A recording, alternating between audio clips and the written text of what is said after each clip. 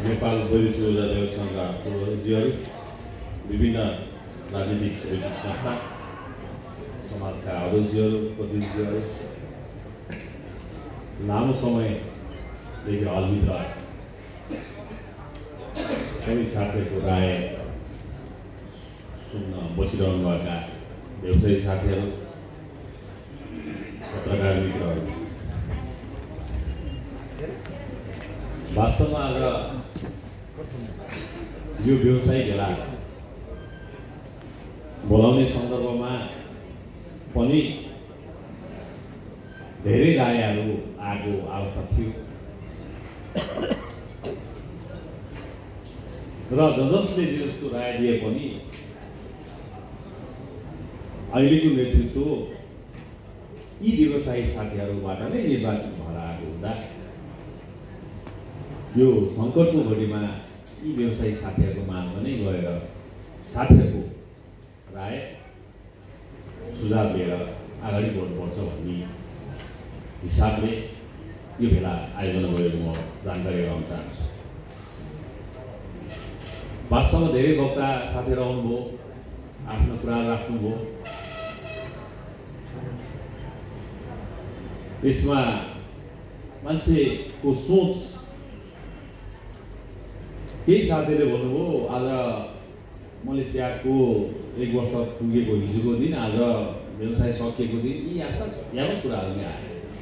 हामी पोजिटिभ थटमा लाग्यो र ती साथीले भोलि बुद्ध जयन्तीको दिन हो, शान्तिका दूत बुद्ध जयन्ती, बुद्ध भगवानलाई हामी अगाडि राखेर दियो प्रज्वलन गरेर हामी आज एउटै दिशातिर फर्केर बस्ने जुन व्यवस्थापन गरियो सङ्घले, सामान्य प्र्याक्टिस अतिथिहरू ग्यासमा बस्थे, व्यवसायी साथीहरू तल बस्नुहुन्थ्यो। यो समयमा हामी एउटै दिशातिर फर्किनुपर्छ, त्यो अहिलेको समयले मागेको भन्ने विषयवस्तुलाई ध्यानमा राखेर यो कार्यक्रम सुचारू गरेर म हाम्रो जानकारी गराउन चाहन्छु। म अध्यक्ष भइरहँदा यहाँ कतिपय साथीहरू के कुरा आयो, केही गर्न सक्नु भएन, यो गर्नु भएन, यो निर्णय भएन, त्यो भएन। मलाई के लागेको थियो भने आज केही साथीहरूले बोल्ने जमर्को गर्नुहुन्छ होला है, त्यो निर्णय नगर्ने मान्छेलाई अलिकति चाहिँ भन्नुहुन्छ होला भने, तर जहिले पनि सङ्घको अध्यक्षले गरेन, कार्य समितिले गरेन। मलेसियाको एमओयू भएपछि 1 महिनासम्म वैदेशिक व्यवसायी सङ्घ मौन बस्यो अध्यक्षको हिसाबमा। म बोलिनँ मिडियामा, जब 1 महिना पुगेपछि पनि, एमओयू भएको 1 महिना पुगेपछि पनि चाहिँ मलेसियाको रोजगारी सुचारू नहुँदा विभिन्न मिडियामा म बोलिरहँदाखेरि कोही छ अध्यक्ष तपाईँले उठाएको विषयवस्तु अथवा मन्त्रीज्यूलाई तपाईँले जुन च्यालेन्ज गर्नुभएको छ, तपाईँ पनि व्यवसायी हो, तपाईँमाथि भोलि केही समस्याहरू पऱ्यो भने हामी साथमा छौँ, तपाईँ अगाडि बढ्नुहोस्। कोही व्यक्ति छ मलाई एकल फोन गर्नुभएको, कृपया हात उठाइदिनुहोस् त। छैन, कोही बोल्नु भएन। तर यो भनिरहँदा के हो भन्दाखेरि हामी कुन विषयवस्तुलाई लिएर अगाडि बढ्ने भन्ने कुरा नेतृत्वलाई पनि व्यवसायिक साथीहरूले नै गलत गरेको छ भने तपाईँले नै कोट्याउने हो, सही मार्गमा हिँडिरहेको छ भने ऊर्जा दिने व्यवसायिक साथीहरू नै। म के अनुरोध गर्न चाहन्छु भन्दाखेरि व्यवसायी सङ्घले विभिन्न यावत विषयवस्तु जुन 7 बुँदे आइरहेको छ त्यसको 5 वटा बुँदा मन्त्रालयसँग जोडिएको विषयवस्तु हो, सरकारसँग जोडिएको विषयवस्तु हो, 2 वटा बुँदा हाम्रो आन्तरिक विषयवस्तु हो। त्यो आन्तरिक विषयवस्तुमा एउटा निर्वाचनको कुरा हाम्रो आन्तरिक विषय हो, एउटा कुनै ब्याङ्कसँग चाहिँ हामी सामूहिक रूपमा वान डोर सिस्टममा चाहिँ अगाडि बढ्ने कि के गर्ने भन्ने विषय यो हाम्रो आन्तरिक विषय हो। यहाँ कतिपय साथीहरूले यो धरोटी वृद्धि भयो, राख्न सकिनौँ, हामी यो जान्छौँ त्यो जान्छौँ भन्ने विषयवस्तुहरू अथवा गर्न सकिनौँ, गान आउँछौँ। म साथीहरूलाई के अनुरोध गर्न चाहन्छु भन्दाखेरि जुन ऐनमा आयो 6 करोडलाई 2 करोडभन्दा ल्याउन सकिएन, त्यसमा सबै साथीहरूको प्रयास प्रयत्न रहेको हो। 50 लाख नगर्दा 2 करोड धरोटी मेगाइटी भन्दा हामीले ल्याउन सकेनौँ। यो गरिरहँदाखेरि मर्जरको व्यवस्था ऐनमा प्रावधान नराख्न हुँदैन भन्ने विषयवस्तु पनि आए मन्त्रालयबाट। त्यो किन भन्नुभयो, कस्तो कारणले भन्नुभयो, के कारणले भन्नुभयो म त्यतिर जान चाहदिनँ। तर व्यवसायिक सङ्घले तपाईँले मर्जरको सुविधा दिनुपर्छ भन्ने कुरामा व्यक्तिगत रूपमा उहाँलाई कतिपटक भेटेर अनुरोध गरियो होला, सामूहिक रूपमा पनि पुग्यो होला। किन भन्दाखेरि यदि कुनै व्यवसायिक साथीले एक्लैले जुन रकम त्यो 50 लाख नगद चाहिँ 1.5 करोड बेङ्गाली राख्न सक्ने पक्ष नभने साथीहरूलाई मर्जरको व्यवस्था चाहिँ त्यहाँ गरिनुपर्छ, ताकि कुनै पनि व्यवसायी साथी जो इमान्दार छ, जो लामो समयदेखि चाहिँ यो पेसा व्यवसाय गरिरहेको छ तर त्यो धरोडीको कारणले विस्थापित भएर चाहिँ जानु नपरोस् भन्ने हाम्रो प्रमुख उद्देश्य सङ्घले यो कुरालाई अगाडि बढाएर मर्जरको व्यवस्था हामीले माग गर्यो। अन्तमा उहाँले मर्जरको व्यवस्था गर्नुभयो। र यहाँ विषयवस्तु के हो भन्दा व्यवसायिक सङ्घले जुन अनुभव फुटलाइनमा अघि बलवालजीले केही कुरा उठाउनु भयो, हामी हिजोको वैदेशिक रोजगार र अबको भोलिको वैदेशिक रोजगारमा एउटै हिसाबमा काम गर्छौँ भन्ने विषयमा साथीहरूले त्यो सोच छोड्न म अनुरोध गर्न चाहन्छु। अब हामी सङ्घीयतामा जाँदैछौँ, जस्तो अहिले साथीहरूलाई केही महिना अगाडि पुनः श्रम स्वीकृति हरेक स्टेटबाट स्टार्ट भयो। जो छुट्टीमा आएर चाहिँ पुनः विधामा फर्किने भइरहेको चाहिँ पुनः स्टेटमा लग्यो, सङ्घीयतामा लग्यो। त्यो बेलामा हाम्रो व्यवसायको श्रम स्वीकृति पनि स्टेटमा नै 7वटा प्रदेशबाट सँगसँगै गर्ने हिसाबमा मन्त्रालयले एउटा मेकानिजम बनाए, कार्यविधि बनाए। त्यो कुरा जानकारी भएपछि हामी तत्काल पुग्यौँ लिखित रूपमा कि अहिलेको अवस्थामा हामीले 7वटा प्रदेशमा अफिस राखेर श्रम स्वीकृति दिने अवस्था छैन। 1 नम्बर प्रदेशको लागि अन्तर्गत छनौट भएका भिजा प्राप्त भएका कामदारलाई तपाईँले 1 नम्बर प्रदेशकै श्रम कार्यालयबाट चाहिँ श्रम स्वीकृति दिने व्यवस्था गर्दाखेरि सबैले अफिस राख्ने सम्भावना छैन यो अहिलेको अवस्थामा। र अर्को कुरा, जब एयरपोर्ट काठमाडौँकै प्रयोग हुन्छ भने यो अहिलेको समय भविष्यमा 2-4 वर्षपछि त्यो समयहरू आउला, तर अहिले नगरिदिनु भन्ने अनुरोध गरेपछि यो स्थगित भएको अवस्था हो।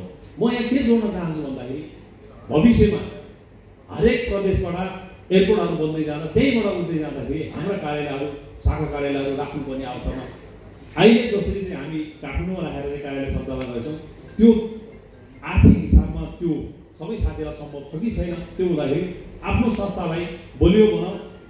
जस्तो म 10वटा संस्थासँग मर्ज हुँदैछु, मलाई धरोडीको कुनै चिन्ता छैन। म स्पष्ट हुन चाहन्छु, 10वटा कम्पनीसँग म मर्ज हुँदैछु। धरोडीको विषयमा नपुग भन्ने विषय नै रहेन।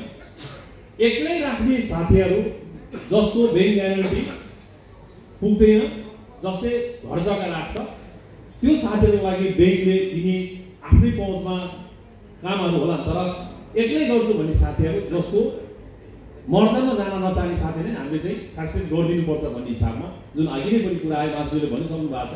एउटै ब्याङ्कबाट गर्दाखेरि सङ्घले नेतृत्व गरेर सकेसम्म 1.5 करोडको ब्याङ्क ग्यारेन्टी जसको घर जग्गा छँदै छैन कहाँबाट चाहिँ ब्याङ्क ग्यारेन्टी राख्नुहुन्छ भनेपछि 1 करोड सिस्टममा जाउँ। 200-300 साथीहरू होला, त्यस्तो साथीहरू छन् भने हामीले कुनै ब्याङ्क मार्फत 25 लाख होला त्यो 1.5 करोडको ब्याङ्क ग्यारेन्टी, अथवा 22 लाख होला, अथवा 27 होला, जसले सस्तो सुलभ तरिकाले हाम्रो प्याकेज दिन्छ त्यो ब्याङ्कबाट गरौँ भन्ने विषयवस्तु यो आन्तरिक रूपमा हामीले छलफल गर्नुपर्ने विषयवस्तुहरू थियो। र मैले यहाँ साथीहरूलाई के अनुरोध गरेँ भन्दाखेरि जस्तो कि मन्त्रालयमा डिस्कसन हुँदा विभिन्न फ्लोरमा छलफल हुँदाखेरि धरोडी किन बढाउनु पर्यो भन्ने कुरामा हरेक पटक अहिले हिजो मात्रै चाहिँ म चाहिँ विभागमा जो अहिले प्रहरी सहित मिडिया लिएर चाहिँ केही व्यवसायी साथीहरूको अनुगमन भएको जुन मान्छे जानुभयो पुग्नुभयो नआएपछि उहाँसँग बस्यो।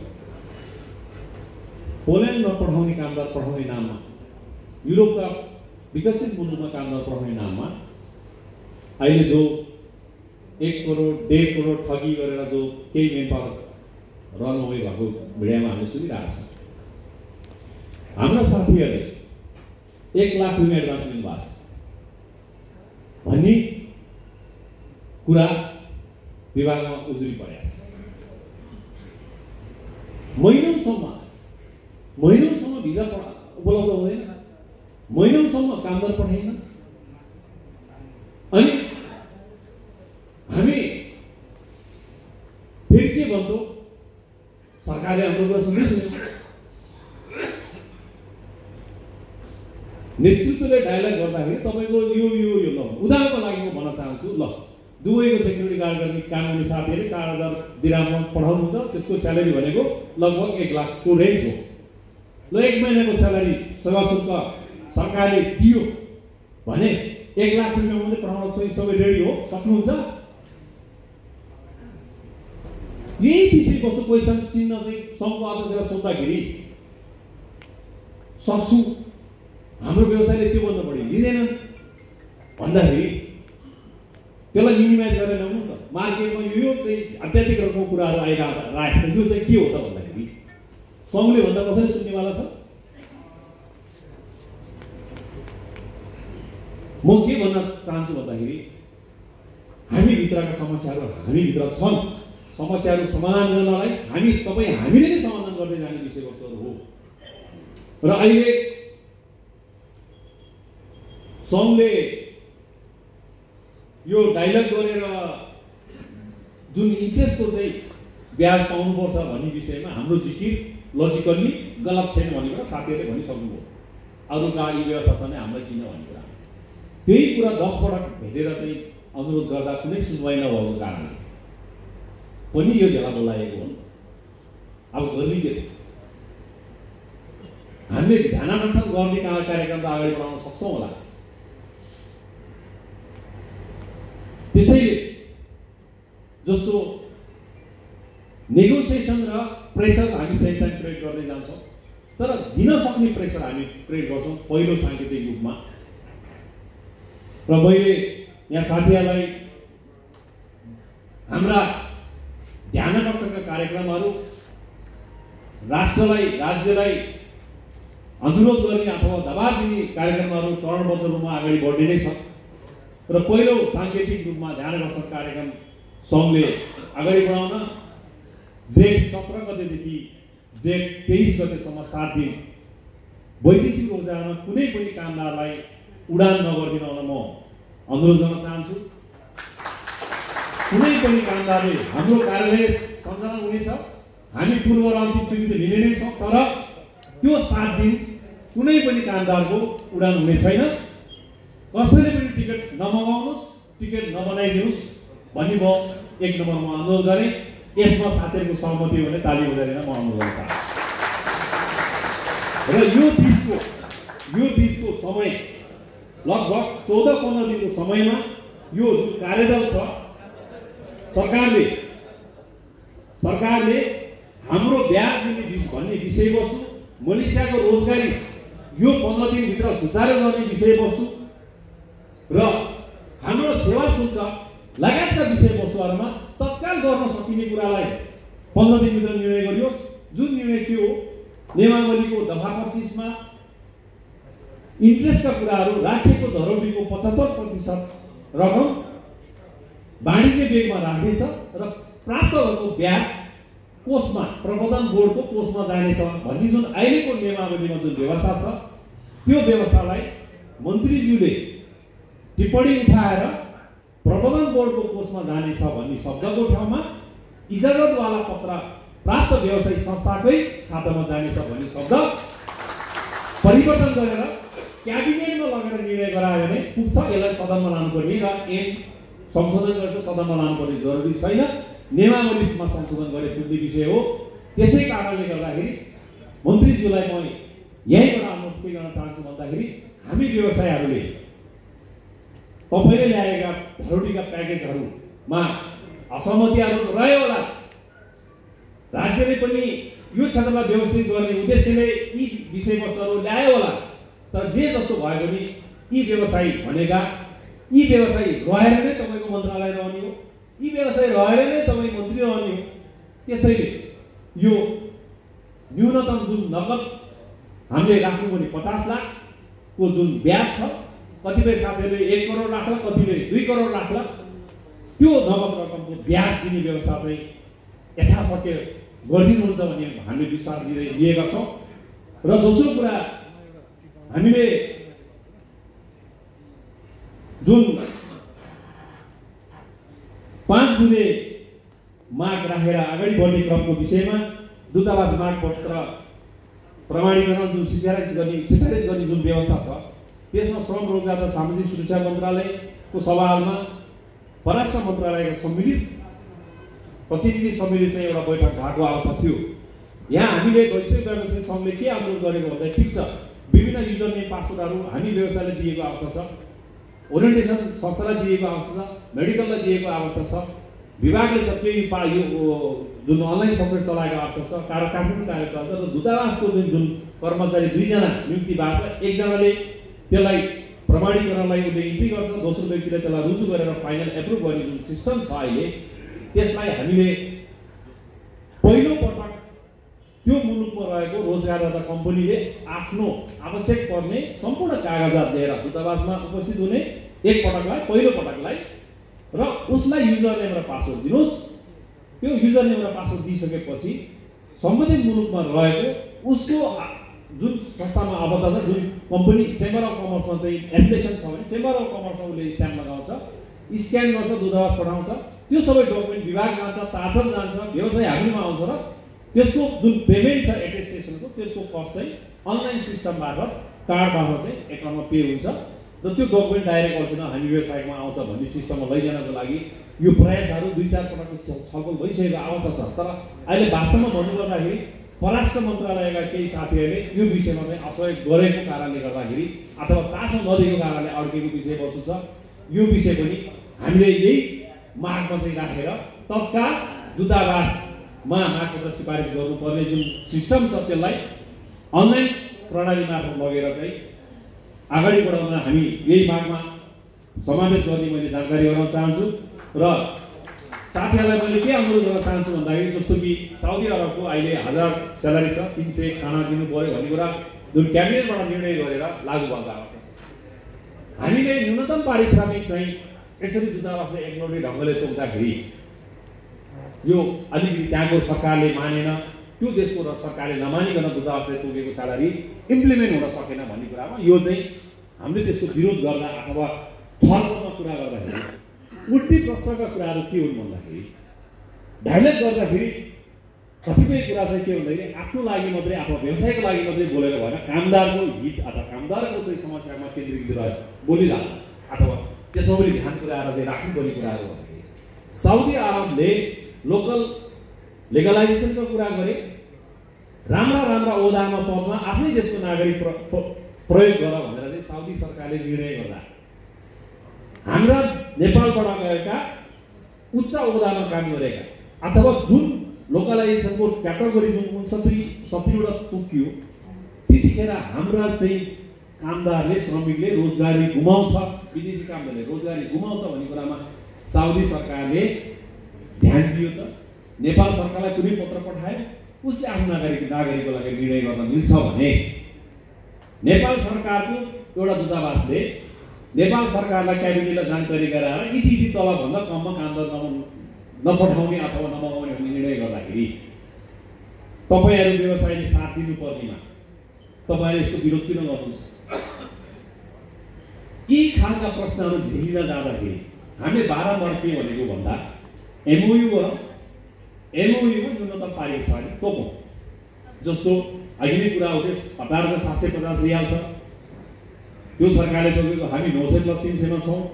भनेपछि ओभरअलमा चाहिँ के हो भन्दाखेरि रिक्रुटमेन्टको जुन प्र्याक्टिसेस छ, यो रिक्रुटमेन्टको प्र्याक्टिसेसमा हामी व्यवसायभित्र साथीभाइको बिचमा हुने आन्तरिक प्रतिस्पर्धा आफ्नो बाटोमा होला र हामी त्यसको निराकरण गर्न सक्छौँ हामीले। तर दक्षिण एसिया मुलुकको जुन रिक्रुटिङ प्र्याक्टिस छ, न्यूनतम ओइजेसका कुराहरू छन्, पारिश्रमिकका कुराहरू छन्, यो चिज हाम्रो बसको भित्र रहेन। जस्तो बङ्गलादेशबाट साउदी अरब 600 सुकामा काम गरेर जान्छ भने हामीलाई 1000+300 भन्दा इम्प्लोयरले नेपाली लिन्छ कि बङ्गलादेशी लिन्छ? यी यस्ता कुराहरूको बसहरू विभिन्न फोरममा विभिन्न चाहिँ छलफलमा नभएका होइन, भइरहेको अवस्था छ। र म के अनुरोध गर्न चाहन्छु भन्दाखेरि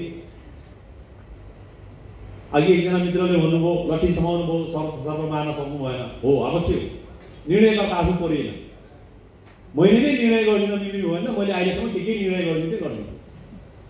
तर निर्णयकर्ता सरकार हो, सामूहिक कलेक्टिभ बार्गेनिङ हामी गर्छौँ। व्यवसायको हितमा यो अहिलेको नेतृत्वले व्यवसायको हितमा कहीँ चुकेको छ भने भनिदिनुहोस्, यो ठाउँमा चुक्नु भयो होला, कहाँनिर सहमति गरेर व्यवसायलाई सिद्ध्याउने हिसाबमा राज्यसँग लडेकै हो, तीनचोटि त सङ्घको अध्यक्ष मलाई थुन्छु भन्ने कुरा पनि आए। ठिक छ, थुन्नुहोस्, विरोध गर्दाखेरि थुनिन्छ भने म थुनिन तयार छु। त्यहाँ भन्ने के त भने वास्तवमा म पनि एउटा व्यवसायी, हामीले उठाउनु पर्ने आवाज, लिखितमा दिनुपर्ने विषयवस्तु कहीँ चुकेका छैनौँ, कहीँ कतै कन्जुसाइ गरेको अवस्था छैन। तर 2 तिहाईको सरकार छ, आशाका हिसाबमा जोडेका साथीहरू भित्र होला। तर अघि कुरा के उठ्यो भन्दा चुनावको कुरा आयो। वीरप्रसाद पोखरेलजी जो हाम्रो अन्तिम वक्ता पूर्वावश्य हुनुहुन्थ्यो मभन्दा अगाडि, कतिपय साथीहरूलाई के लाग्यो भन्दाखेरि यो निर्वाचन चाहिँ यो रोहन गुरुङ भाग्न लाग्यो, यसले छोड्छु भन्यो, आश्रममा गर्छु भन्यो, यसलाई आजै राख्नुपर्छ। विषयवस्तु त्यस्तो होइन, छोड्न भाग्न यो विषय नै। कतिपय साथीलाई के लाग्यो, भदौपछि के कति संस्था रहन्छन्, त्यो संस्थाहरू रहिसकेपछि हामी आसोचमा निर्वाचन गरौँ, सबैको आकृति थट। तर मेरो पर्सनल कुरा के हो, मैले निर्वाचन चाहिँ 26 गते गर्ने निर्णय हो। त्यसको भोलिपल्ट मेरो घरमा जुन घटना भयो, कतिपय साथीले, कार्यसमितिका साथीले बैठकमै राख्नुभयो, के चाहिँ यहाँ चाहिँ के चलखेल भइरहेछ, किन अस्ति निर्णय गर्नुभयो, आज किन रोक्नुभयो, एउटा मानवीयता समेत देखिएन। मेरो घरमा बम ब्लास्ट भएर मेरो परिवार बालबच्चा जुन क्षति भएको छ, मानसिक तनाव जति छ, त्यो बेलामा मैले हाम्रो कार्यकाल भनेको असार 30 गतेसम्म हो। असार 30 गते भित्र निर्वाचन गर्नलाई हाम्रो कार्यसमितिले निर्णय गर्यो। के को एगेन्स्टमा गर्दा विधानको विपरीत भयो। जब गरिने निर्वाचन निर्णय भइसकेपछि बम ब्लास्ट भयो, स्थगित गर्यो 1 हप्तापछि, यहाँ चलखेल सुरु भयो। नगर्ने भए आशा किन निर्णय गर्नुभयो थियो? घर बम पड्किने भने थाहा थियो। अघिल्लो दिन बम भोलि पड्किन्छ भने थाहा भए त निर्वाचनको निर्णय गरिनै थिएन होला नि त। तर मैले भन्न खोजेको के भन्दाखेरि अनावश्यक रूपमा एउटा मानवीयता पनि नभएका व्यक्तिहरू नेतृत्वमा आउँदाखेरि यो व्यवसाय क्षेत्र व्यवस्थित हुँदैन। त्यस्ता व्यक्तिहरूलाई चिन्नु साथी हो, मानवीयता हुनुपर्छ। यो घडीमा होइन अध्यक्ष, तपाईँ निर्वाचनमा नजाउँ, तपाईँको यत्रो क्षति